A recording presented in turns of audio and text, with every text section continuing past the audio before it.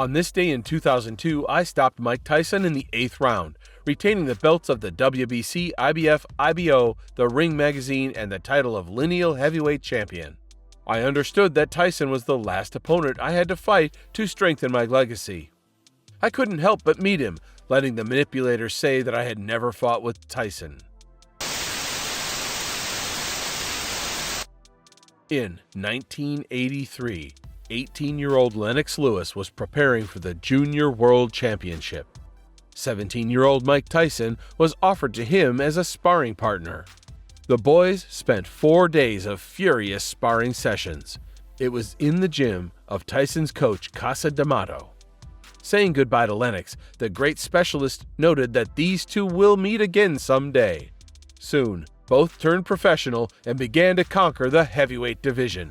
They could have met as professionals already in 1996, because Mike held the WBC world title and Lewis was a mandatory contender for this belt. However, due to Mike's desire to meet WBA champion Bruce Seldon and bureaucratic delays with the mandatory defenses, Tyson was soon stripped of the title. Anyway, 1996 turned out to be a busy year for him. And then he still won the WBA belt, defeating Bruce Seldon. And in the same year, he suffered his first defeat from Evander Holyfield. Against the background of losing the title, Mike became uninteresting to Lewis, who in February 1997 became the WBC champion, and for a while they forgot about the face-to-face fight of boxers. The topic of the confrontation between the two great heavyweights of the era was returned already in 2002.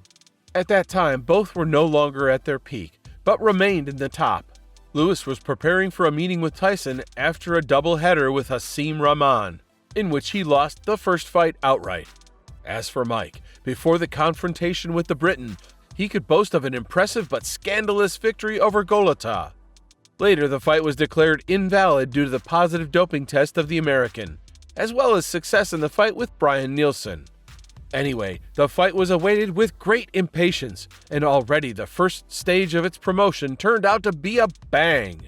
At a press conference, at which the date of the fight was officially confirmed, the boxers staged a natural fight. Tyson tried to hit his opponent. A security guard tried to get in the way, but Mike coped with that easily. As a result, everything turned into a mass brawl. The athletes ended up on the floor and the event was disrupted. Iron Mike left the press conference with a scandal, indecently expressing himself and gesticulating. Even if the spectacle was not the most pleasant, the promotion stage turned out. In any case, the viewer saw what he loves to see. Well, the degree of hatred between the boxers grew so much that the fight promised to be unforgettable. The fight between Tyson and Lewis took place in Memphis, Tennessee, USA. The Briton was the favorite of the confrontation, although it was impossible not to take into account the knockout power of Tyson. Yes, Iron Mike, because of his lifestyle, significantly lost both endurance and power, but still a powerful spurt at the start of the fight could save him. Attention, 30 premières secondes. Ça va partir, alors ça va partir. Comme une furie de Memphis. Va-t-elle exploser? C'est parti. With the starting gong, it became clear that this was exactly the plan he would stick to. Mike rushed forward, rushed at the long-armed Briton and tried to catch him by surprise with a rush. Several times Tyson really hit, but in general, Lennox either competently met the opponent or hung over him, taking away the force, the stock of which was already limited. Go hard, then make a man afraid of what's going to happen on top. Seems to be the aggressor of the two. Lewis down those with a big right cross. He's doing out of instructions. Lewis! Now Tyson able to get in a left jab. That's not what you want to see. Lennox Lewis pushed Tyson away that time. That's what you got to do. Push him away. At the end of the second round, Mike began to slow down. Pushing Tyson away also for the second time in this round and delivers another solid uppercut. That's the danger of fighting a taller guy. In the third, he tried to be more active again, but Lennox's jab became an increasingly insurmountable obstacle for him. So far.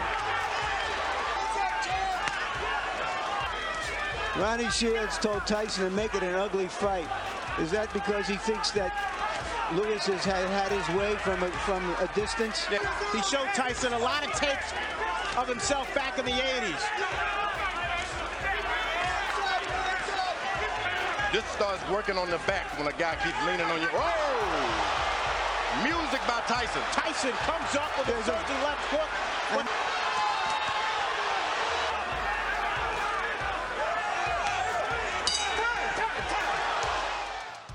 Well, from the fourth segment, Lewis completely seized the initiative. Tyson slowed down with each round. Tyson did a nice job getting inside. At this point in the fight, the bad boy of boxing is getting spanked by Lennox Lewis. Lewis following the Holyfield blueprint, and right now, firing that right cross at will.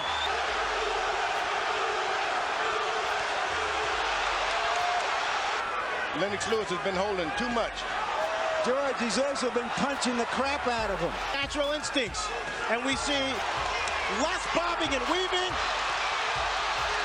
When you're beaten, that's enough to bring you back in the picture. He is a dangerous puncher. Lewis leads on Tyson, connects with a right hand. Tyson goes down, but Eddie Cotton says no knockdown.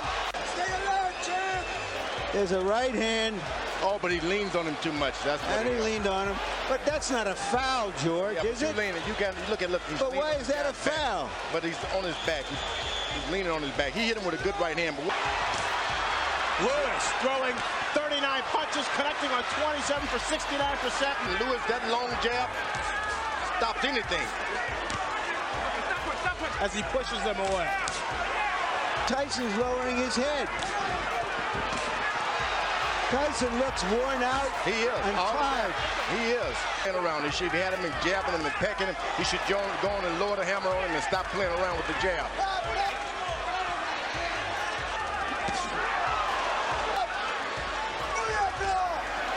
Looking for opportunities to set up his right. Now Tyson jabs right back.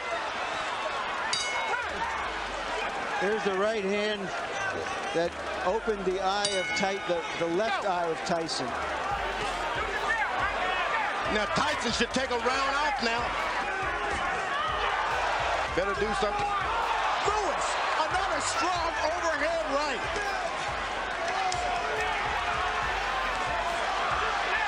So over the last 5 years,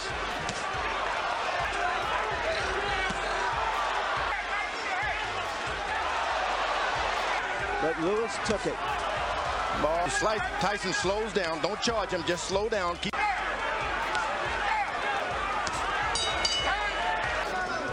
Lewis has been throwing right hands, and Mike Tyson has been eating them.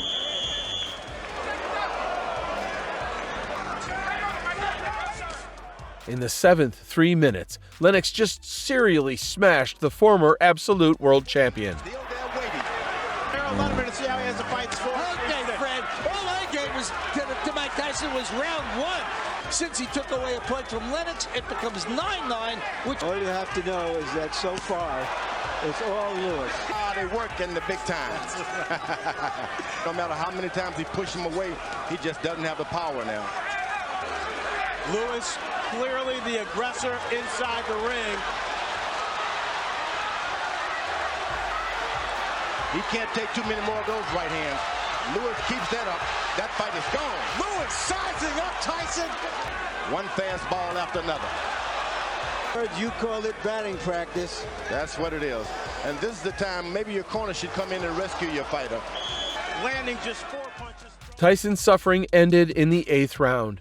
In the middle of the segment, he was knocked down after a powerful left uppercut by the opponent. And in the last minute of the round, Lennox delivered a crushing short right punch to the opponent's jaw. Mike Tyson with a big uppercut, and Eddie Cotton separates the fighter. I saw that. I don't think I did either, Larry. Lewis unloaded.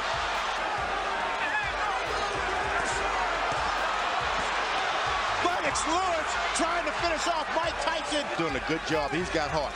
You can't take that from him. Big right hand from Lewis, and Tyson goes down for the 3rd time in his career.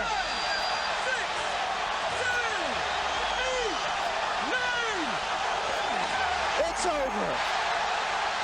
Lennox Lewis cements his legacy as one of the best heavyweight champions of this era.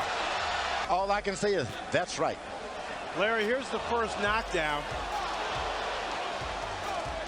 To make this a more even fight than it was, but Lennox Lewis made it an uneven fight. The winner by knockout victory, and still the undisputed heavyweight champion of the world, the pride of Great Britain, Lennox Lewis.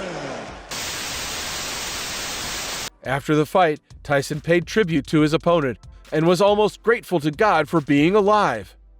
"It's a good thing Lennox didn't kill me," Mike said.